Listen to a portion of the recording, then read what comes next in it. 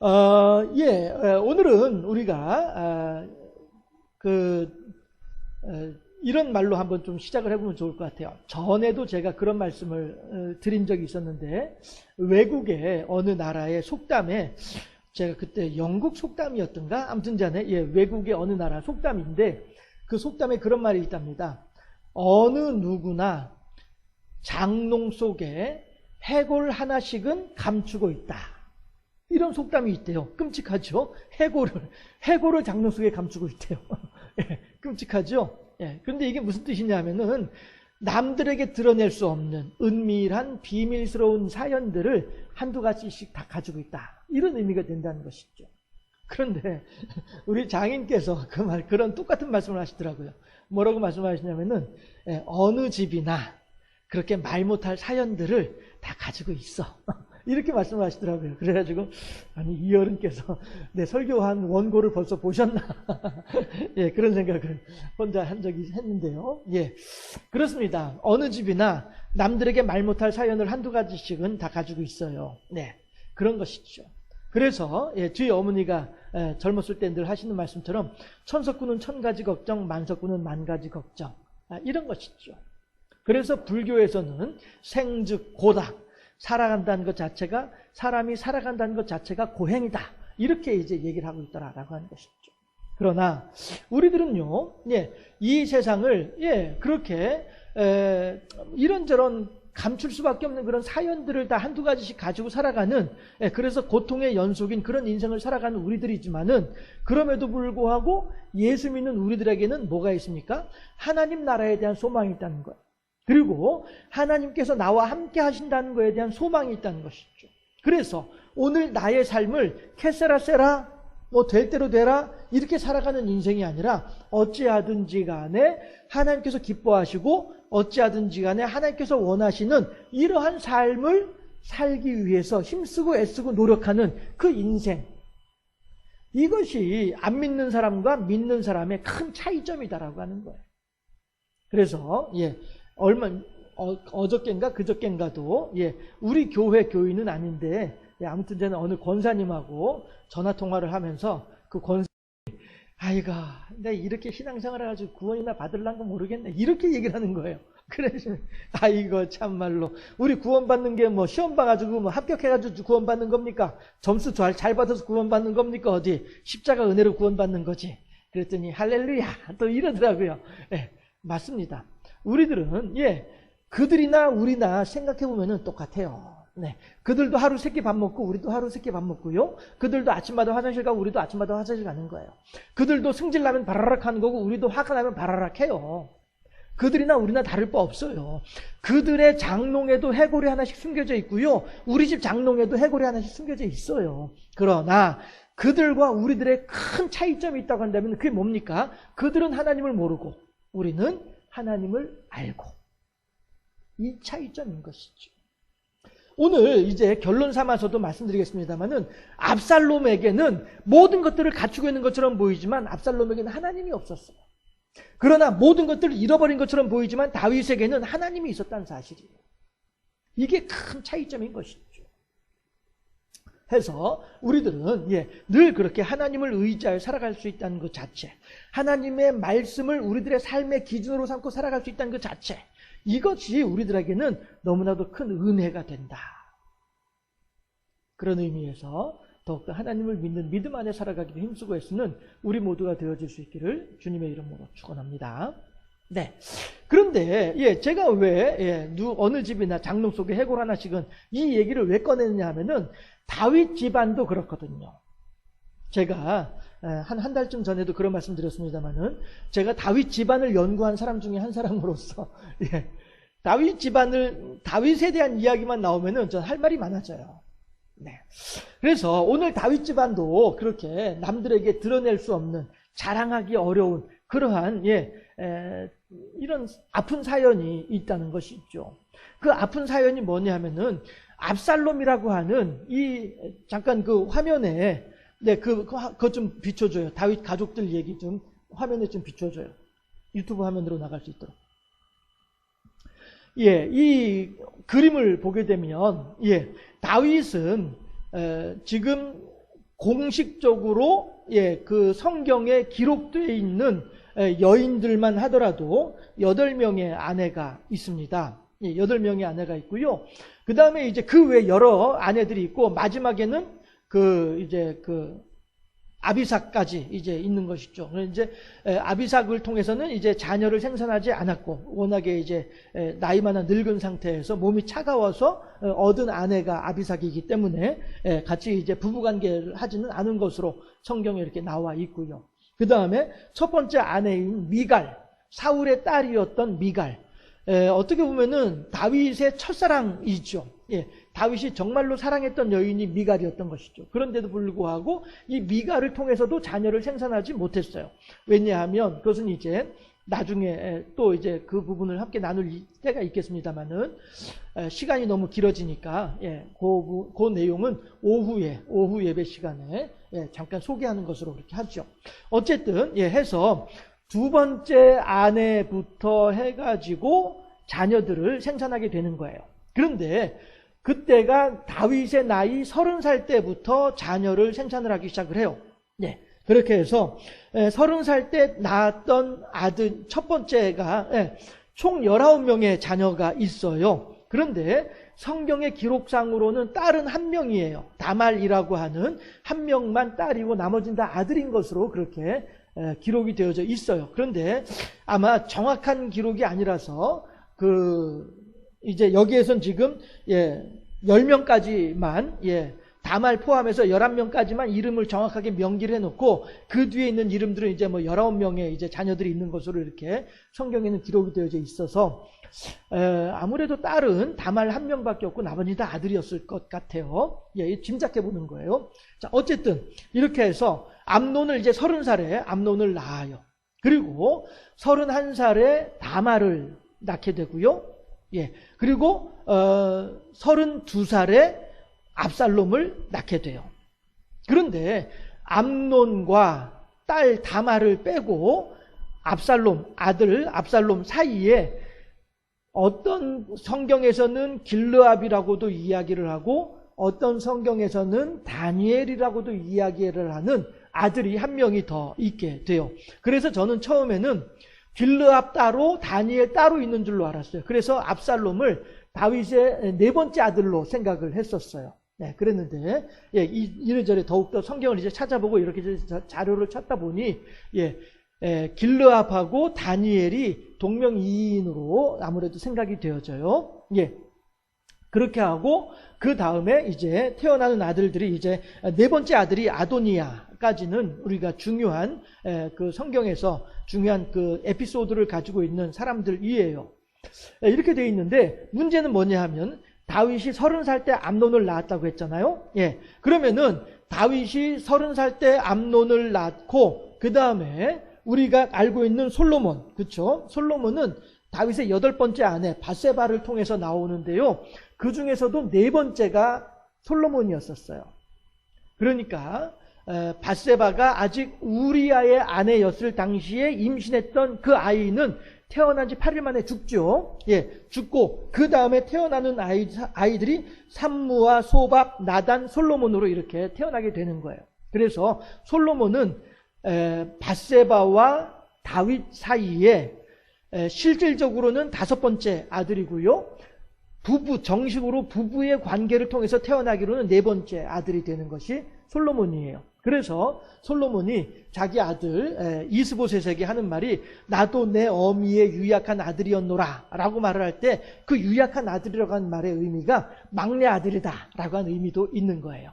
바세바의 입장에서 보아서는 막내 아들이잖아요. 그렇죠? 그러니까 여러분들도 막내 아들 보시면 아시겠습니다만은 다 커서 키가 나보다 더 크더라도 여전히 어려 보이고 여전히 귀여워 보이고 이게 막내 아들의 특징이잖아요. 솔로몬이 그렇게 성장했던 사람이었었어요. 자, 어쨌든 이건 이제 곁가지이고요. 오늘의 다윗 집안의 가슴 아픈 이야기 하게 되면은 압살롬을 중심으로 이루어지는 이야기인데 어떤 이야기냐면은 솔로몬은 다윗이 41살 때 낳은 아들이에요. 자, 어떤 이야기가 되냐면은 암논이 20살이 됐을 때, 그러니까 다윗이 50이 되었을 때죠. 다윗 30살에 암논을 낳았으니까 20살이 되었을 때에 암논이 이복 여동생 다말, 아버지는 같지만 어머니가 다른 형제지간이잖아요. 남매지간이잖아요. 이복 여동생인 다말을 너무너무 좋아한 거예요. 그래서 못된 짓을 했어요. 이른바 요즘 말로 하게 되면은 성폭행을 한 거예요. 단지 성추행이 아니라 성폭행을 했어요. 그럴 때 다말이 그런 얘기를 해요. 힘 있는 남자가 여러 가지 이제 중간에 사연들이 있습니다. 다말로서는 피할 수 없는 그런 상황이 된 거예요. 예, 이 상태에서 힘 있는 남자가 자신을 이렇게 덮치려고 할 때 다말이 그 암논을 달래면서 무슨 얘기를 하냐면은 오빠 어쨌든 이복지간이지만 어쨌든 이제 남매지간이니까 그러지 말고 아버지에게 우리 둘을 정식으로 결혼을 시켜달라고 하라. 그래서 우리가 부부관계로서 함께 부부가 되어져서 함께 동침을 하면 되지 않겠냐 이렇게 얘기를 해요. 그랬더니 암논이 그 말을 들은 척 만척하고 그냥 일을 저질러 버리고 마는 거예요. 그러면 그렇게 일을 저질렀으면 이른바 우리가 이제 쉽게 표현을 해서 남자가 일을 저질렀으면 책임을 져야지. 어쨌든 사회적으로 연약한 존재가 여자이니까. 더군다나 그 당시에 여성의 입지는 연약하고 약한 그런 이제 여성의 위치였잖아요. 이러니 이 여성 다말로서는 이제 이 암논을 죽으나 사나 내 남편으로 생각을 하고 같이 살아야 될 판인데 암논은 자기의 욕구만 충족시키고 난 뒤에 다말을 그냥 쫓아내버리고 마는 거예요. 보기 싫어하여 쫓아내버리고 마는 거예요. 그랬더니 이제 다말이 머리에 재를 뒤집어 쓰고 집으로 오지요. 집에 오면 누가 있어요? 같은 어머니로부터 태어난 남동생이 있잖아요. 누구예요? 압살롬이 있죠. 압살롬이 아니 누나 왜 그래? 하고서 이렇게 사연을 물어봤겠죠. 그랬더니 아하, 이 암논이라고 하는 내 이복 형이 내 누이를 이렇게 신세를 망쳐놓았구나. 실제로 다말은 그 이후에 결혼하지 아니하고 슬픔 속에 생활한다 하더라라고 하는 내용이 나오거든요. 그러니 한 여인의 19살 된 정말로 앞길이 창창한 19살 된 한 여인의 앞길을 완전히 망가뜨리는 것이 암논이었던 거예요. 그리고 다말의 친동생인 압살롬은 그거에 대해서 앙심을 품게 되죠. 그리고선 2년이 지나서 암논이 22살이 되고 압살롬이 20살이 됐을 때, 즉 암논이 다말에게 못된 짓을 하던 그 나이가 됐을 때, 압살롬은 암논을 죽입니다. 죽이고 압살롬은 도망을 가요. 도망을 갔다가 자기 이제 외할아버지 외가댁으로 도망을 가는 거예요. 어쨌든 형제를 죽였으니까 같이 살 수는 없죠. 제가 여러분들한테 그런 말씀드리죠. 야곱이 에서를 속이고, 에서를 속인 건 에서를 속인 건 아니죠. 아버지 이삭을 속인 거죠. 아버지 이삭을 속이고 자기가 에서인 척하면서 아버지로부터 축복을 받죠. 그렇게 하고 나니까 이 사실을 알고 난 뒤에 에서가 야곱을 죽이려고 달려들죠. 그때 리브가가 야곱에게 하는 말이 뭡니까? 너는 얼른 집을 이 바다나람을 떠나서 바란으로 가라. 부엘세바를 떠나서 바다나람으로 가라. 바다나람으로 가면 너의 외삼촌 라반이 있을 것이다. 나의 오라버니 라반이 있을 것이다. 가서 그 집에서 의탁하여 너의 생명을 보존하라. 네가 이 집에 아버지 이삭의 집에 계속 있으면 에서가 너를 죽일 거야. 그 못된 승질에 너를 가만히 안 둘 거야. 너를 죽일 거야. 그렇게 되면은 에서는 동네 사람들에 의해서 요즘 우리말로 하면은 멍석마리를 당하게 되는 거야. 왜? 형제를 죽인 자는 반드시 죽일지니라. 그러니 형제 야곱을 에서가 죽이게 되면 에서는 동네 사람들에 의해서 죽임을 당하게 되는 거예요. 돌을 맞아서. 그러니 리브가가 하는 말이 내가 어찌하여 오늘 하루아침에 두 아들을 다 잃을 수 있겠느냐. 네가 이곳을 피하게 되면 너의 목숨도 보존하고 에서의 목숨도 보존한다. 그러니 두 사람의 목숨을 다 보존할 수 있으니 네가 빨리 지금 외삼촌 라반의 집으로 빨리 도망가라. 이렇게 말하는 게 리브가의 말이거든요. 마찬가지로 다시 열왕기로 돌아와가지고 압살롬도 암논을 죽이고 난 뒤에 형제를 죽인 자이기 때문에 그 자리에 같이 그 동네에 있지 못하는 거예요. 그러니 어떻게 도망가는 거죠. 외가댁으로. 야곱도 외가댁으로 도망을 가고 압살롬도 외가댁으로 도망을 가는 거예요. 그런데 야곱의 외가댁 라반도 바다나람에서 한 행세를 하고, 그러니까 방귀깨나 뀌는 이러한 집안이었던 것이고, 압살롬의 외가댁은 아예 한 나라의 왕이에요. 그러니 그 나라에 가가지고 잘 먹고 잘 살았죠. 뭐. 이렇게 하다가 25살이 돼서 다시 예루살렘으로 돌아옵니다. 아버지에게 돌아오게 돼요. 그런데 이 다윗이 돌아온 5년 만에 돌아온 아들임에도 불구하고 이 아들에게 따뜻한 눈길을 보내지 않는 거예요. 왜냐하면 내 장자 암논을 죽였으니까. 사실 다윗도 그렇죠. 아버지 입장에서 암논이 그런 일을 저질렀으면은 불러다가 따끔하게 혼을 내고, 이놈 네가 어떻게 그렇게 할 수 있겠느냐? 할 수 없다. 일은 이미 저질러졌으니 물은 이미 엎질러졌으니 너는 다말하고 혼인을 해라. 이렇게 중재를 했으면, 다윗이요, 그렇게 중재를 했으면 암논도 살고 압살롬도 살고 다말도 사는 거예요. 서로가 다 행복해지는 거란 말씀이죠. 어차피 그 당시에는 근친 결혼을 하던 시대였으니까. 그렇게 하면 충분히 모두가 다 행복할 수 있는 일이었는데 그 일을 안 한 거예요. 왜 안 했을까? 거기에는 암논과 아버지 다윗과의 독대가 있었을 것이다 라고 짐작을 해요. 아무래도 다윗의 성품으로 봤으면 충분히 암논에게 그렇게 중재를 했을 거예요. 그런데 우리 속담에도 품 안의 자식이라고 하잖아요. 나이가 이제 20이 돼가지고 성인의 반열에 오른 아들이 과연 아버지의 말을 제대로 들을까요? 아니란 말이죠. 아버지 그런 말씀 하지 마세요. 다말이요 예쁜 줄 알았는데 보니까 하나도 안 예쁘고요. 이렇게 있죠. 나 다말하고 같이 못 살아요. 이랬을 거라고 생각을 해요. 결국 암논의 의지를 꺾지 못한 아버지이다 보니 그 암논을 잃어버릴 수밖에 없는 거예요. 그리고 그 아들 압살롬 둘째 아들 셋째 아들조차도 잃어버릴 수밖에 없는 거죠. 그래서 25살 때부터 압살롬은 반역을 꿈꾸기 시작을 합니다. 그러면서 압살롬이 반역을 꿈꾸기 시작을 하면서 어떻게 하느냐 하면은 이거 큰일 났네. 시간 벌써 다 지나갔네. 다윗의 집에, 다윗의 궁전에 임금님 나의 억울한 사정을 좀 들어주세요 라고 쫓아오는 사람들이 있을 것 아니겠어요? 그러면은 그 사람들을 불러 세우는 거예요. 여보시오 지금 어디 가시오? 내가 지금 일이 있어가지고 임금님을 좀 만나러 갑니다. 무슨 일인데요? 나한테 얘기해 보세요. 내가 실질적인 이 나라의 세자 아닙니까? 이렇게 얘기를 하는 거죠.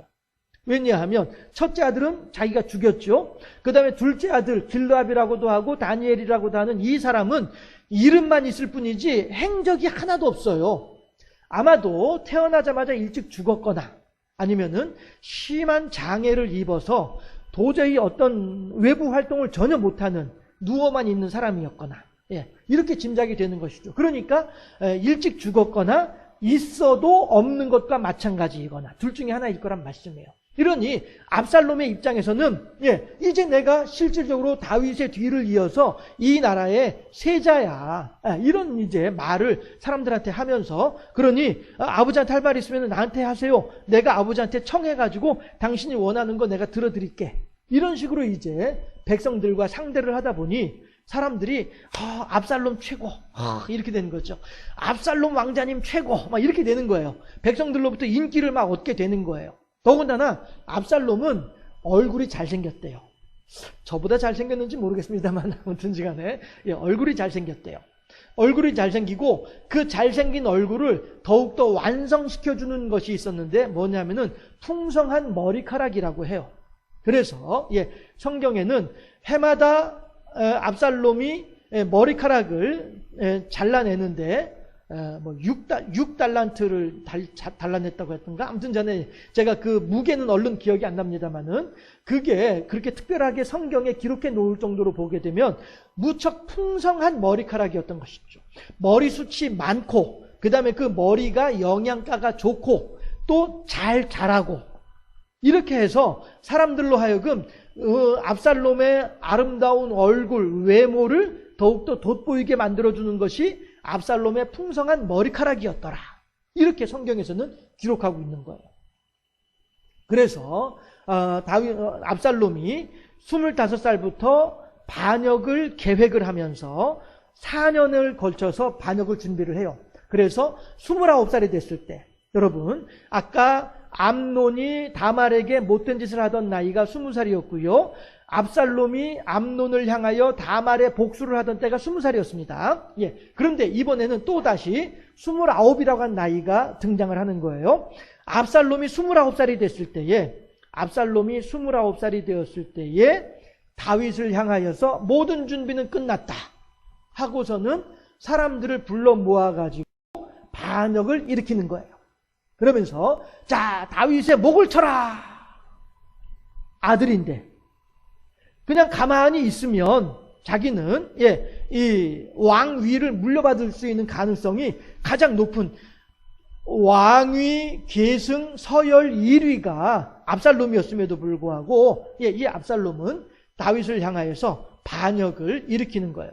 그러면 자, 다윗이 32살에 압살롬을 낳았으니까 그 압살롬이 29살이 되면은 32살에다가 29을 더하게 되면은 61네요. 그렇죠? 예. 다윗의 나이 61살이 돼 가지고 요즘에 61살이야 뭐 별거 아니지만은 모세가 하는 말이 인생 연한이 70이요 강건하면 80이다라고 얘기를 하잖아요. 예. 그래서 70은 죽는단 말이에요. 보통 사람들이 70을 넘기지 못한단 말씀이에요. 예. 그런데 61세였단 말이에요. 완전히 할아버지죠.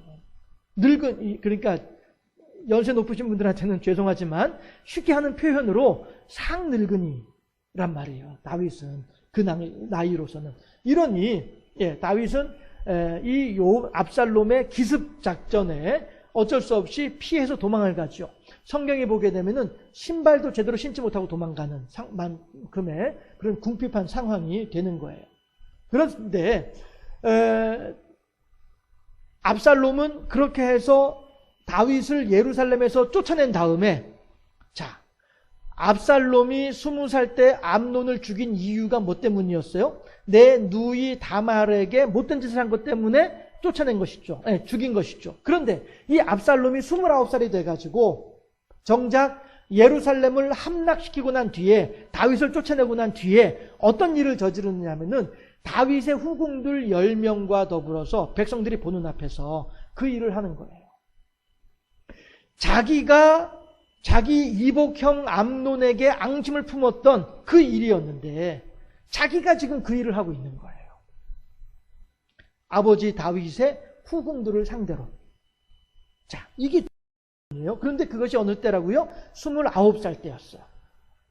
그리고 제 성경을 보면서 제가 짐작하기로는 아마 이틀이나 3일밖에 안 지났을 거라고 생각을 해요.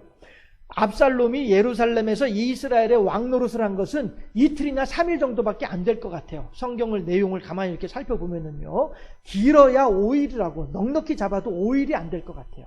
네. 어쨌든 이렇게 하고 난 뒤에 압살롬에게는요, 이제는 뭐만 남아 있습니까? 욕심만 남아 있는 거예요. 권모술수와 를 대신해서 백성들의 마음을 빼앗고 훔치는 권모술수만 남아있을 뿐이고요. 권모술수는 왜요? 이런저런 얕은 꾀, 얄팍한 잔꾀. 왜요? 왕이 되고 싶은 욕심 때문에. 또한 하나님을 떠나서 자신의 욕심을 따라 살아가려고 하는 압살롬이었단 말이에요. 그러나 다윗은 어떤 사람이에요? 그 쫓겨가는 가운데에도 하나님을 의지하는 사람이 다윗이었어요. 사울의 집안에서 시바라고 하는 종이 도망가는 다윗을 향하여서 돌을 던져요. 모욕을 하고 저주를 퍼부어요. 네가 우리 주인의 집을 멸망시키더니 너도 이렇게 몰락하는구나 라고 하면서 아이고 신난다 잘됐다 하면서 다윗을 향해서 돌을 던지고 모욕을 해요. 이럴 때에 다윗의 군대 장관인 요압이 임금님 제가 가서 한 칼에 저자를 처치할까요? 라고 얘기를 해요. 요압의 실력이면 진짜 한 칼도 필요 없죠. 네. 그런데도 불구하고 다윗은 뭐라고 그러냐면은 놓아두어라. 저를 통하여 하나님께서 내게 말씀하시는지 어떻게 알겠느냐. 이렇게 말하는 사람이 다윗이에요. 예. 그 신발도 제대로 신지 못하고 도망가는 그 처량한 피난 행렬 중에도 다윗은 하나님을 붙잡았던 사람이었다는 것이죠. 이러니 하나님이 있는 다윗과 하나님이 없이 욕심과 권모술수만 있는 이 압살롬과 누가 이기겠냐 하는 거예요. 결국에는 압살롬은 그 인생이 끝이 나게 되는 것입니다. 그런데요, 어떻게 그 인생이 끝이 나냐 하면은 압살롬의 군대가 패하고 난 뒤에 어느 누구도 압살롬을 지켜줄 수 있는 사람은 아무도 없는 거예요. 자기의 권모술수로 모았던 사람들은 다 흩어져 버리고 마는 것이고 어느 누구도 나를 목숨 걸고 지켜줄 사람은 아무도 없는 상황이 되는 것이죠. 방금 전까지도 이스라엘의 왕으로서 떵떵거리던 사람이 한순간에 완전히 고립무원의 그러한 처량한 신세가 된 거예요. 그래서 이스라엘 다윗의 군대들을 피해서 도망을 가는 거죠. 도망을 가는데 평상시에 그렇게 나의 미를 돋보이게 만들어 주었던 나의 풍성한 머리카락, 이 풍성한 머리카락이 하나님이 놓았던 상수리 나무의 번성한 나뭇가지에 걸리는 거예요. 내가 그렇게 사람들을 홀리는 데 사용했었던 머리카락, 내가 그렇게 자랑스럽게 여겼던 나의 머리카락이 하나님의 예비해 놓았던 번성한 상수리 나뭇가지에 그대로 걸려가지고 성경에 보게 되면 뭐라고 되어 있습니까? 9절에 마지막에 보면은요, 그 상수리 나무에 걸림에 그가 공중에 달리고, 그렇죠? 공중에 달리고 그가 탔던 노새는 그 땅과 공중 사이로 빠져나간지라. 이 지점을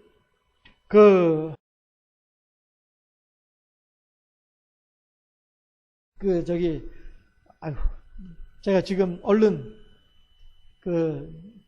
기억이 안 나는데 유명한 주석을 쓴 주석가가 있습니다. 그 주석가가 이 부분을 어떻게 설명을 하느냐면은 압살롬이 상수리 나무에 머리카락이 걸려가지고 공중에 대롱대롱 매달려 있는 그 상황을 어떻게 설명을 하느냐면은 하늘에서도 땅에서도 환영받지 못하는 존재라고 표현을 하고 있어요. 정확한 표현이죠. 하나님도 이 압살롬을 환영하지 않고요. 그가 그렇게 뒷배경으로 삼았던 이스라엘 백성들도 압살롬을 존중하지 않고 있는 이 상황.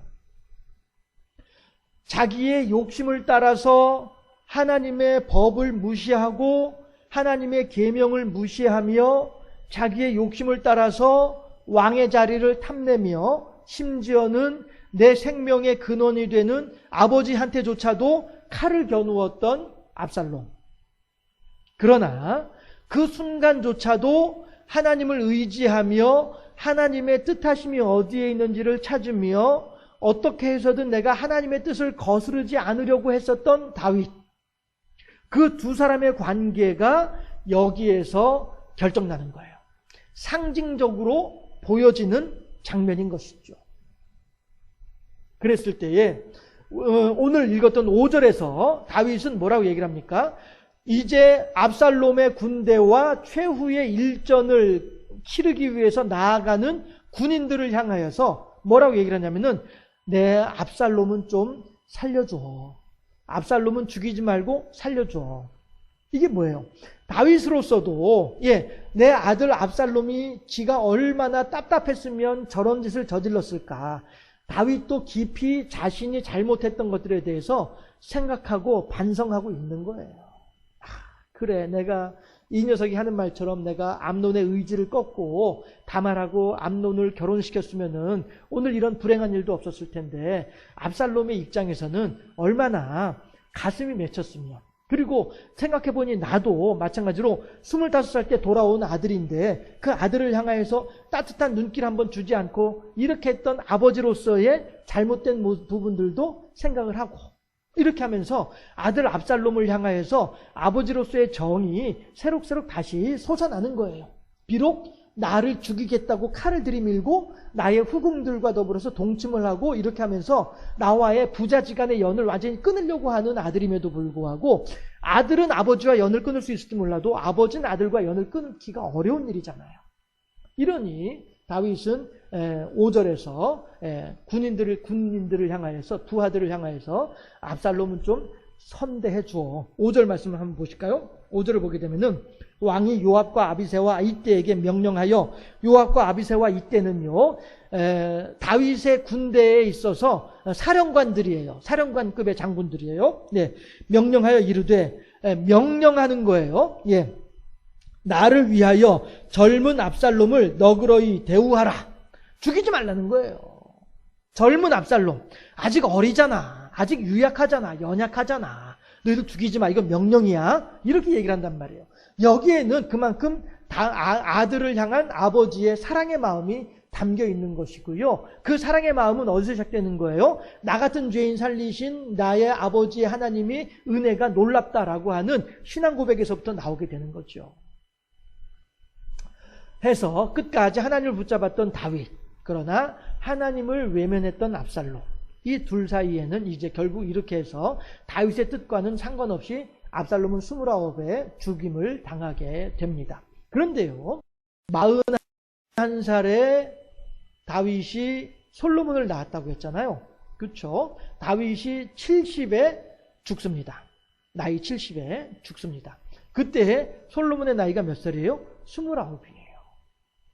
자, 암논과 압살롬의 20살 때, 그리고 압살롬과 솔로몬의 29살 때 어떠세요? 참 희한하게 이렇게 나이가 이렇게 맞아떨어지는 거예요. 하나님의 역사하심이 이렇게도 나타나지더라라고 하는 거예요. 이것은 결코 우연이 아닌 거예요. 결코 우연이 아니고 20살의 젊은이들이 가지고 있는 그 미숙함, 미성숙함이 있단 말씀이죠. 그러나 그 20살의 미성숙함이 29에 어떤 결과로 나타나느냐 하는 것이에요. 했을 때에 압살롬은 29에 죽임을 당하지만 솔로몬은 29의 왕이 되는 거예요. 똑같이 20살의 미성숙한 시기를 거쳤음에도 불구하고 어떤 사람은 죽임을 당하고 어떤 사람은 왕이 되는 이 극렬한 차이점, 이게 어디서 시작되느냐? 솔로몬의 인생도 젊었을 때와 한창 나이 때와 늙었을 때와 세 시기로 나누어 가지고 솔로몬의 인생도 봐야 되거든요. 그런데 젊었을 때의 솔로몬은 정말로 아름다운 믿음의 소유자였단 말씀이에요. 그렇게 하다 보니 그 귀한 믿음의 소유자로 20살의 미성숙한 시기를 지나다 보니 29의 시기에 왕이 될 수 있는 거예요. 그러나 하나님을 향한 믿음보다는, 하나님을 향한 사랑과 경배보다는 자신의 20살 젊은이의 열정과 치기로 살았던 암논이나 압살롬은 20살의 시기를 그렇게 지내고 보니 암논은 아예 29살도 겪어보지도 못하고 29이 된 압살롬은 죽임을 당하는 거예요. 왕이 되고자 했으나 죽임을 당했던 압살롬. 그러나 왕이 되고자 하는 마음을 가지고 있었을런지 없었을런지는 모르겠으나 왕이 되기 위해서 안달복달하지 않았던 솔로몬, 그 안달복달하지 않았던 솔로몬은 왕. 이 두 나이를 보면서 다윗과 압살롬이 어떻게 전쟁이 이루어지게 되고 솔로몬과 압살롬이 어떻게 운명이 갈라지고를 보게 되면 우리들은 당연히 오늘을 나는 어떻게 살아야 될지에 대한 해답을 찾을 수 있다는 것이죠. 그래서 오늘 설교 제목을 풍성한 머리카락 나뭇가지의 번성한 나뭇가지, 이렇게 제가 설교 제목을 잡은 거예요. 나를 지탱해 준 것으로 여겼던 풍성한 머리카락은 도리어 나를 지탱해 주지 못하고 나를 죽음으로 이끌었어요. 그러나 번성한 나뭇가지는 하나님의 예비에 놓으셨던 것이고, 그렇게 그것 나뭇가지를 통하여 하나님의 뜻이 하늘에서 이루어진 것 같이 땅에서도 이루어지는 역사가 있었더라라고 하는 것이죠. 따라서 이 땅을 살아가는 우리들도 마찬가지로 이 땅을 살아감에 있어서 내 욕심을 따라, 내 생각과 내 계획을 따라 이 세상을 살아갈 것이 아니라, 어찌하든지 다윗처럼 어찌하든지 하나님의 뜻에 합당하게, 어찌하든지 하나님을 기쁘시게 하고자 하는 이것을 목적으로 살아가게 되면, 번성한 나뭇가지의 은혜는 하나님께서 우리들을 위하여 예비해 놓으셨을 것이다 라고 하는 사실이죠. 우리들이 이 사실을 마음에 깊이 새길 수 있기를 바랍니다. 제가 여기 주보에 마지막에 그렇게 적어놨어요. 생각해보라. 까지에 대롱대롱 달려있는 압살롬의 모습은 땅에서도 하늘에서도 환영받지 못하는 인생일 뿐이다. 압살롬을 중심으로 20세와 29세의 상관성을 생각해보면 하나님의 세밀한 역사하심이 너무도 분명하게 드러나고 있다는 것을 알 수 있다. 바늘도둑이 소도둑되고 먼저 된 자가 나중되고 나중된 자가 먼저 된다고 하였다. 우리들이 오늘을 어떻게 살아가느냐에 따라서 훗날 나의 모습이 결정된다라고 하는 사실을 우리가 깊이 생각해 봐야 되겠다는 것입니다. 제가 주보의 마지막 줄에 이렇게 적어놨습니다. 계시록 2장 1절에서 첫사랑을 회복하라고 에베소 교회를 향해 권면하신다. 우리가 오늘 의지하는 것은 무엇일까? 여러분, 우리들은 오늘 무엇을 의지해서 살아가고 있습니까? 오늘 우리들이 살아갈 수 있는 힘은 어디에서 나오고 있습니까? 오직 한 분 하나님의 은혜로 말미암아 오늘 우리가 살고 있음을 잊지 아니하고 언제든지 어느 때든지 주는 그리스도시요 살아계신 하나님의 아들이신 것을 고백하고 그 하나님께서 원하시는 대로 살아가기를, 하나님께서 기뻐하시는 삶을 살기로 힘쓰고 애쓰는, 그렇게 결단하는, 그래서 영적인 29살의 나이가 되었을 때, 어느 때이겠습니까? 하나님의 심판의 보좌 앞에 섰을 때 있죠. 그때에 착하고 충성된 종이라 칭찬 듣기에 부족함이 없는 복된 삶의 주인공들이 다 될 수 있기를 주님의 이름으로 축원합니다. 기도하겠습니다.